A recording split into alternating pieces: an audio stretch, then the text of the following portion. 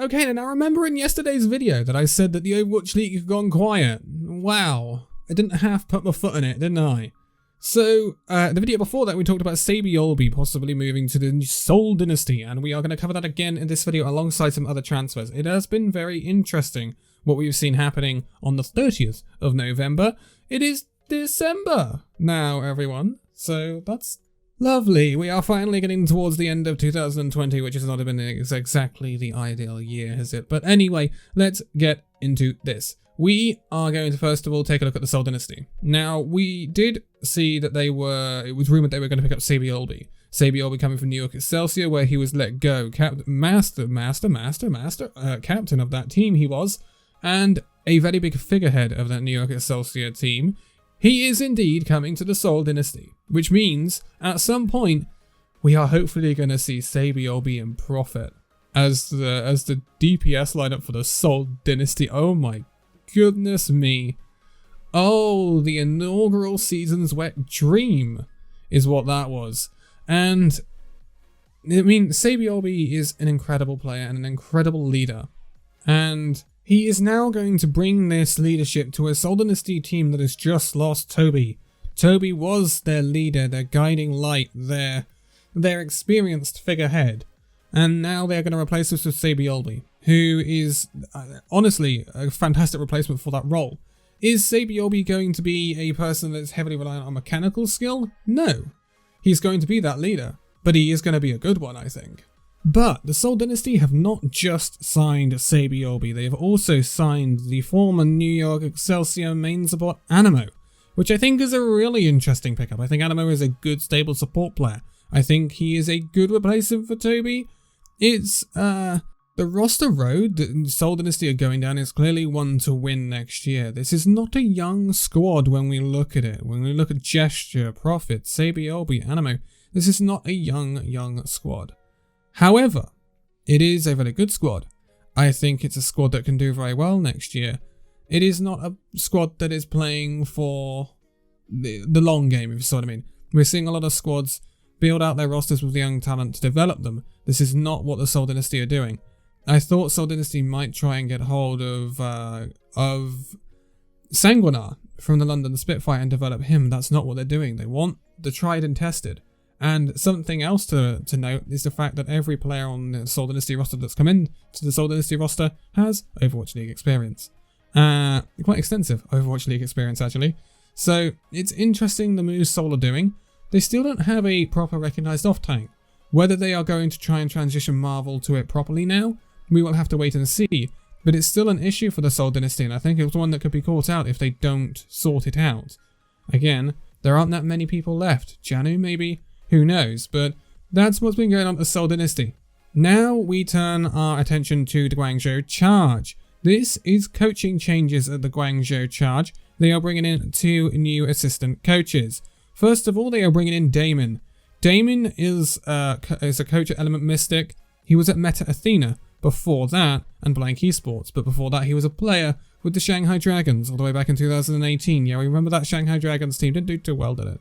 But Damon now returns as a coach to the Overwatch League for the first time since that appearance with the Shanghai Dragons. It's an interesting one. He hasn't seen much success, to be quite honest with you. It's a weird one. Yeah, it's a weird one. He never saw much success with as a player, but he has been okay as a coach for Element Mystic. That is one thing we can say. Element Mystic is still great. 2020, they've done well. In the close qualifier for the Gauntlet, they got through. They actually beat O2 Blast 3-0. So Damon has had a good time in Element Mystic in his coaching. It'll be interesting to see if it transfers to the Guangzhou Charge in the Overwatch League. Sometimes it doesn't, sometimes it does. He is assistant coach, however, and not full coach. So I do wish him all the best. And then they're also bringing in Neko. Neko is obviously a player we've known of before. He was with the Boston Uprising and Toronto Defiant back a couple of seasons ago in the Overwatch League. He was actually a pretty good flex support, not gonna lie. After leaving the Overwatch League and Toronto Defiant, he went back to O2 Blast for a little while, about a year, and now he is hanging up his playing. He's hanging up his keyboard and mouse, or whatever you want to say, and he is taking up a coaching role. His first coaching role will be straight into the Overwatch League with Guangzhou Charge. That is a pretty ballsy move from the Guangzhou Charge to get in someone with no coaching experience, but he does have league experience. He does have good experience, and I think it will be very helpful, especially as this is only in an assistant coach role. If it was a head coach, I'd be very worried. I think this is interesting moves from Charge. 2 XL players coming in as coaches, only one with a limited amount of previous coaching experience. It will be interesting to see how it works out for Guangzhou. They're clearly going to go under the wings of the current Guangzhou Charge hierarchy. Of course, Guangzhou Charge currently have Arachne as their head coach who is coming in, and he is a fantastic coach, we already know that, and then Damon and Neko will be under those, and it'll be interesting to see how it works out for the Guangzhou Charge. But now we have one last one to take a look at. Also, one caveat before we go into that is the fact that Axiom, the main tank for the Boston Uprising, who was inactive for a major part of last season, has also retired from Overwatch. I wish him all the best in his future endeavours. But the last transfer we're going to talk about is a pretty big one, not going to lie. Possibly the final transfer at the San Francisco Shock in this off-season. Obviously the Shock, they're not going to make too many changes, are they? I mean, they're in a pretty good place, I think we can all agree. But now, remember Nero left the Guangzhou Charge. He had a really rough year last year. Really rough year with visa issues and stuff like that, and COVID really messed things up in terms of getting out of isolation and things like that.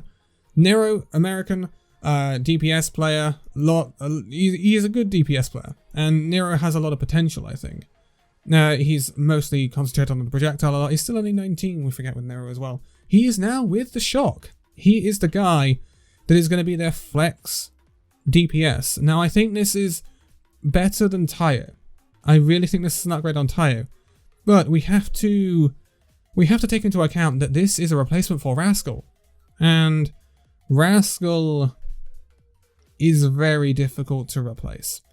And I'm hoping that the only reason that San Francisco Shock don't have Rascal anymore is because basically they couldn't keep Rascal because Rascal wants to start.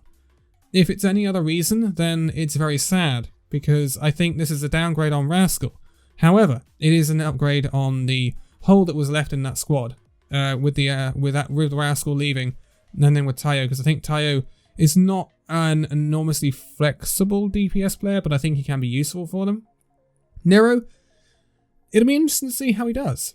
This is a very big move, and a promotion I didn't really expect Nero to get after a rough year last year. I expected him to get another Overwatch League team, but not necessarily one as big as the San Francisco Shock, current champions. So I think this is a big coup for Nero himself to get a place at the Shock. I think, it's under Krusty, and when it's under Krusty, he can make the best players gods, and he can make the worst players great. And I'm not saying Nero is a bad player, but I think if there's anywhere Nero is going to shine, it's going to be at the San Francisco Shock. And if the Shock can develop him into this really god-tier flex DPS player, especially from a Western point of view, the United States need that in terms of World Cup coming maybe in 2021. But Nero could be a flex DPS player, a mainstay for San Francisco Shock for many seasons to come.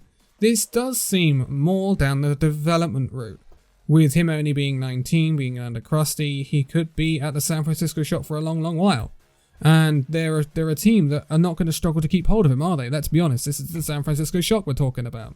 So I think it's a good pickup from the Shock. I still think it's a downgrade in the short term, but it might be an upgrade in the long term. It will be interesting to see, though, what the San Francisco Shock roll out with. I mean, Uns and Nero, are we looking at that right now? That's going to be pretty nasty, if you ask me, and then they've got a lot of scope to bring in other options. So these are they are filling holes, the Shock. They are filling holes, with FD God coming in to replace Moth as well.